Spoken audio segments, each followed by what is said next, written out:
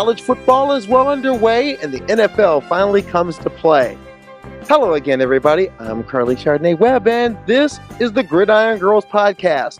An abbreviated edition this week because all of us busy doing a lot of things, but we are going to deliver a podcast to you. Myself, I'm packing up and heading down to Philadelphia for the National Gay and Lesbian Journalists Association Convention. Going to be having some fun there for a few days, and I'm also sitting in with Sid Ziegler from Outsports on a panel talking about LGBTQ sports and how they're covered by the sporting press. It's going to be an interesting discussion, and I'm looking forward to being a part of it. Now, Shauna is recovering from Dodgeball Nationals. It was kind of a rough ride, but she'll be back in full next week. And Chelsea is in Hawaii right now, but did file a report on the first full week of college football and an exciting week ahead. And what about Kirby's Corner? Kirby, it's time for Kirby's Corner. No, it's not. I'm asleep. Go away. You know what's in my contract. Not during cat naps, Carly. Take the Bengals. They're going to win the Super Bowl. Like I said, I root for the cat names. I said what I said. Now, hopefully Kirby wakes up, but you know how cats like to nap. There was breaking news in sports this week. In fact, happened just a day ago. Carl Nassib, NFL veteran defensive end, 3 teams in 7 years, veteran with the Browns, the Raiders, and the Buccaneers, called it a career on Wednesday. Filed those retirement papers, and to quote the late great Junior Seau, he graduated. Now, Nassib is known for a moment 2 years ago. Carl Nassib, defensive end, Las Vegas Raiders, showed pride and poise back in June when he came out. The first out LGBTQ player in NFL history to be on an active roster. And then he showed his commitment to excellence. Yeah, in training camp, there was the press conference where he cleared the air about his announcement. But after that, gay wasn't the word. Rushing the quarterback was. And Nassib showed he could get to the passer. Showed John Gruden more than enough to make the squad and be a part of the main Raiders rotation at the position. Carl Nassib, however, still had more headlines to make.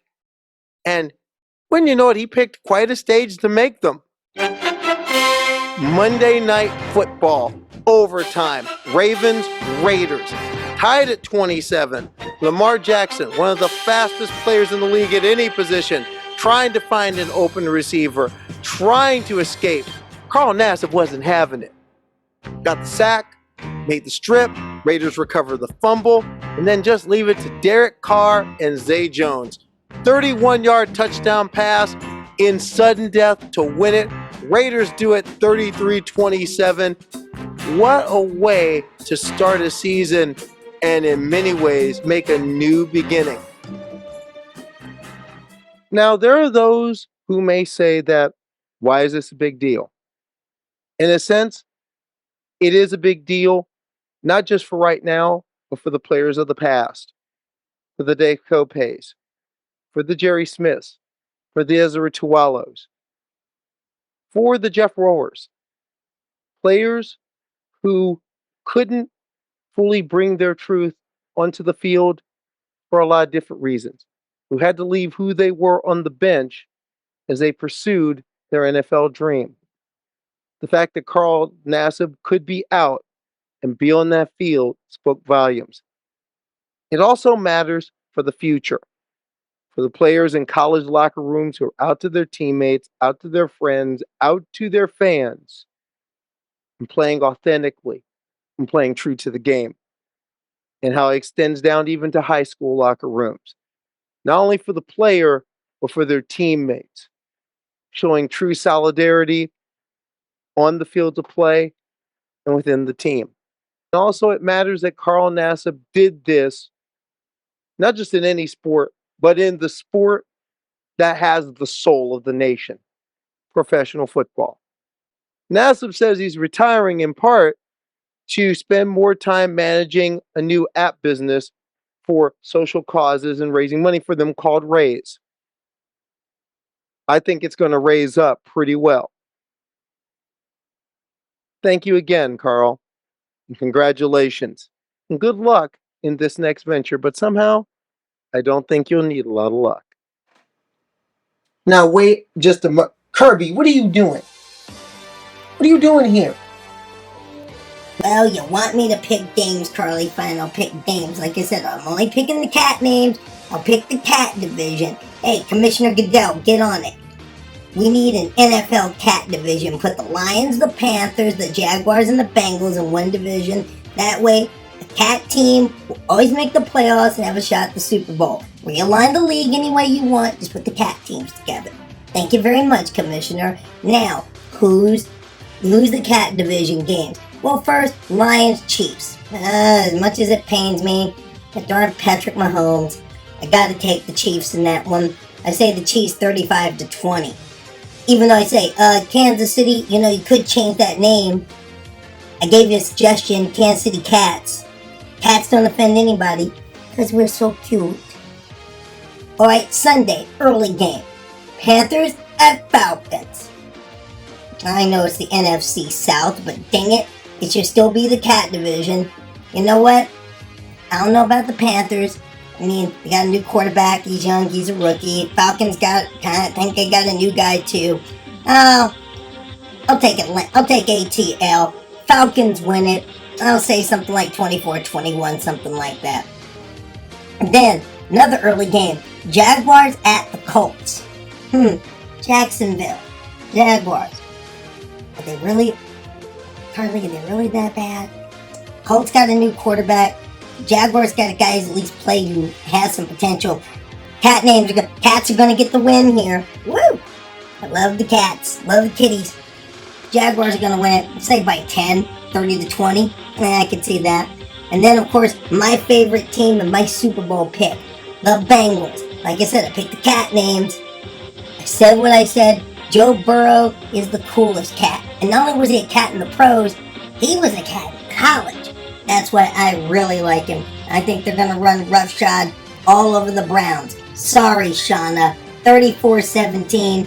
Bengals win that Battle of Ohio because the Cats run Ohio. Folks, you just gotta love Kirby the Cat. Now, looking at some college football. Last week was a wild week, and of course, there's one name on everybody's lips. Prime time. Prime time. With more on that, here's Chelsea Poe from Hawaii. Hello, it's Chelsea Poe catching you up with week one. So for my Michigan Wolverines, the first drive was honestly complete trash. It was, we got the ball on our 1 yard line, 3 run plays, which has kind of been our strength the whole since the existence of Michigan football. And I had some red flags very early, but JJ McCarthy has really stepped up and really stepped into the role that Michigan really hasn't had in a quarterback in a very long time. He really showed all game just consistently. Michigan was the closest to an air raid team I've ever seen in my life. I'm so used to the old school style of Michigan football where you're just running it first, second down. If you have to throw on third down, you do. Roman Wilson from Honolulu. Honestly, such a big threat. I also love his YouTube page. He's just such a great character for the team. And I also feel like he really stepped up, and I really can't wait to see what he brings in the next few weeks.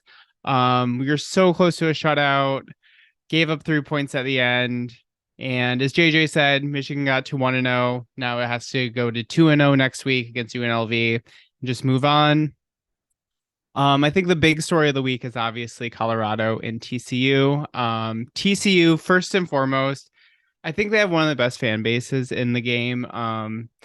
The whole toad thing, the whole banners throughout the entire game, definitely more of like a almost soccer club sort of fan base. But with all of that, Colorado made a statement. Colorado looks and plays like a Big 12 team.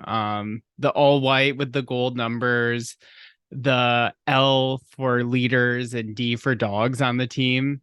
It's so cool. I was one of the doubters last week. I didn't think Colorado was real. Ain't none of y'all believe that. Maybe a couple of y'all that knew me and know how I get down. They know I'm a winner. We're going to end up winning. Ain't none of y'all thought you was going to be sitting up here. You was supposed to be on the other side, interviewing that or coming asking me, well, what happened? You said this and you said that. Yeah? Now what? Now what? Everybody quiet now. Now what? I didn't think they were gonna show up, and they played in like one of the most entertaining games for week one. Just truly remarkable. We got that, and I just feel so bad for Carly's Nebraska Cornhuskers next week because they have to go into Boulder. I think it's gonna be nearly impossible. Shakur Sanders setting a record for Colorado with 510 passing yards in a debut. It's so crazy when you see what they were doing at Jackson State and even in like the HBCU national championship last year. It was so these are really great players, but they're at this level, and I think this really showed the level at FCS and at HBCUs is just so high. Travis Hunter's him. Like, I'm fully convinced. I think you can book tickets to New York for him. I think he's going to be there at the end of the year. Just such a dynamic player. And speaking of Colorado no longer being part of the Pac-12 in the future and really not playing like anymore, somehow the Pac-12 is undefeated on the season after week one. I can't believe it. And they also lost Cal Berkeley and Stanford. So I'm officially now in ACC country in San Francisco, which totally makes sense. LSU and Florida State just finished. The first half, complete train wreck, a very unique train wreck though. Yeah, it was just a really messy game at first. I feel like the entire first half was played in each team's red zones with either turning it over on downs, fumbles, the LSU quarterback jumping, hurtling through the air in the middle of the field and in the middle of a pile of people. I don't understand how that happened. That game was so unique. Florida State, just complete and utter domination, just completely mauled LSU in the second half. I think Florida State definitely deserves to be a top 5 team. So I have a college football fun fact for you, as I always do. Who is the first quarterback to ever be an All-American? And the answer is Edgar Allan Poe of Princeton. He was born in Baltimore, Maryland, who later became the first Democratic AG of the state of Maryland. He happened to be named after his great uncle, famous writer Edgar Allan Poe.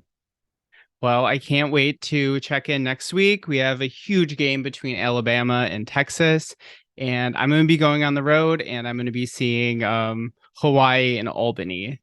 So if you want to catch me on late night, I'll be there. Thanks, Chelsea. We'll see you next week.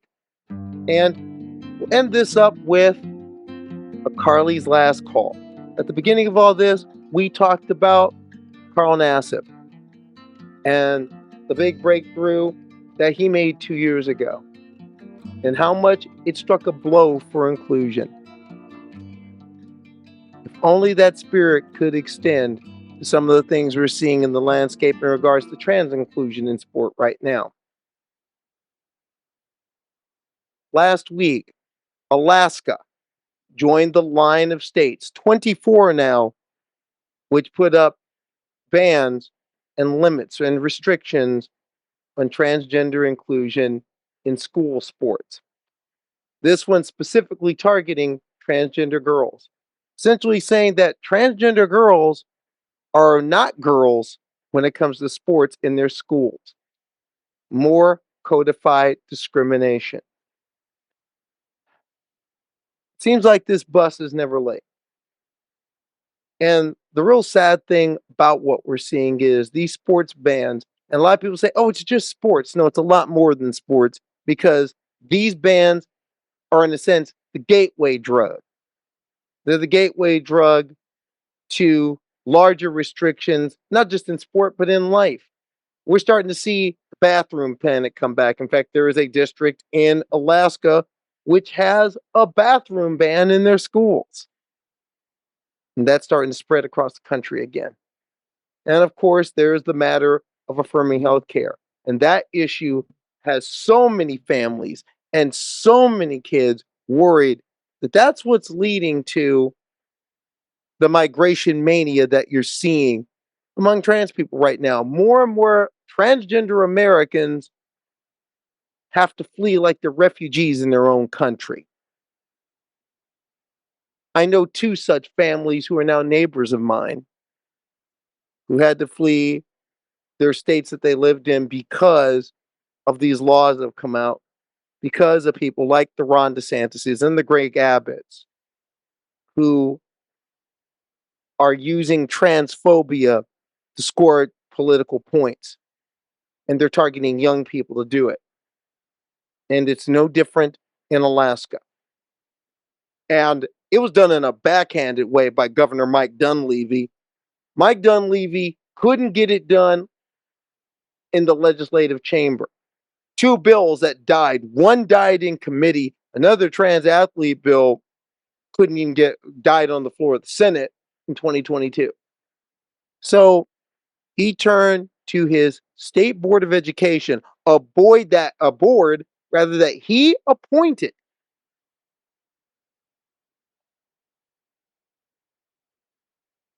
And got that passed. So kids now in 24 states entered school in these last weeks, and some of them within the last few days, and were immediately told, you need not apply to play for a school sports team because we won't let you.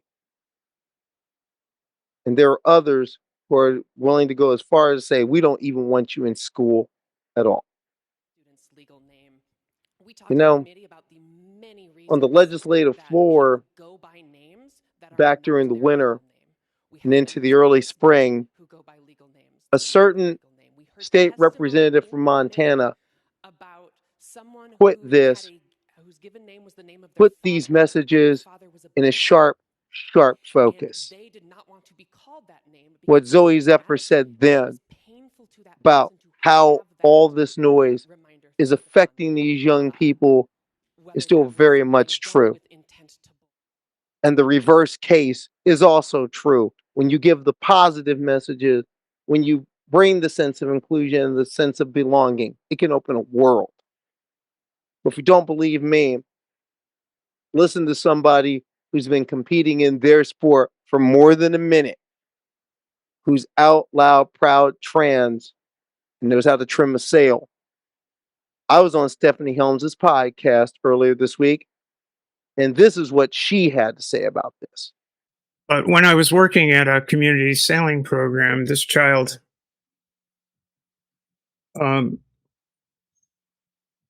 was uncomfortable. He felt out of place. His instructors were sort of and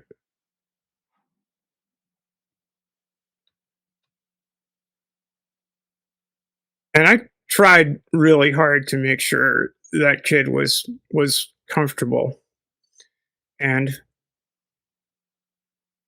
felt good with the program.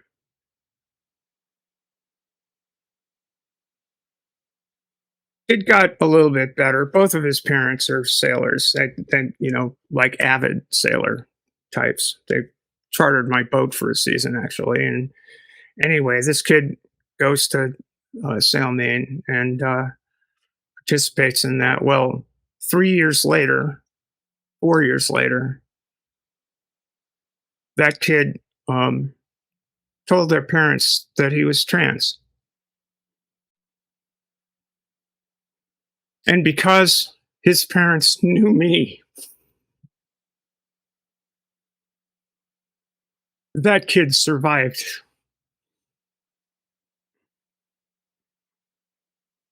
And because that kid knew me, that kid grew up to be a strong, healthy young man who's in college and loves sailing.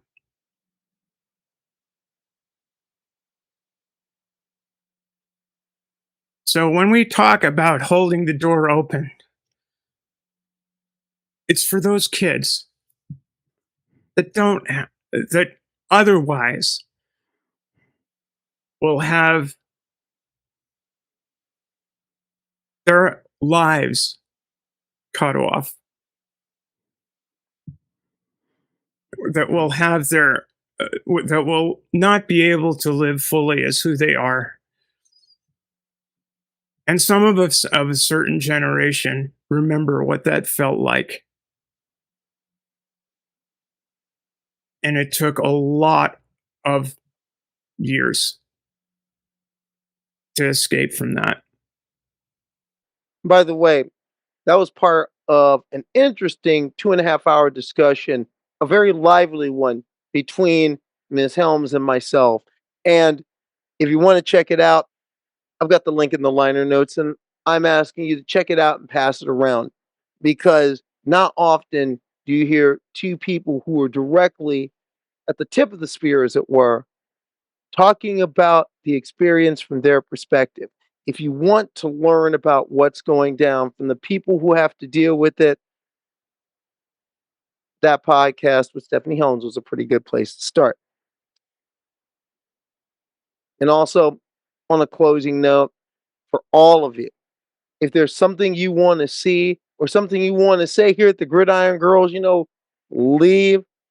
to my Substack, leave a message, or at the YouTube page, leave a message. Remember, everything we do here at the Gridiron Girls, we do for all of you, the people who support us. And we really appreciate the support you gave us last week in our opening week. And we're going to be back with a brand new show with a special guest, somebody who knows football and who really can play football pretty well. So you won't want to miss it. And that's the Gridiron Girls podcast, the abbreviated version for this week. For Shauna Atkinson and Chelsea Poe, I'm Carly Chardonnay Webb, and we'll check you out next week. Oh, one more thing. Colorado 31, Nebraska 17. Prime time. Prime time.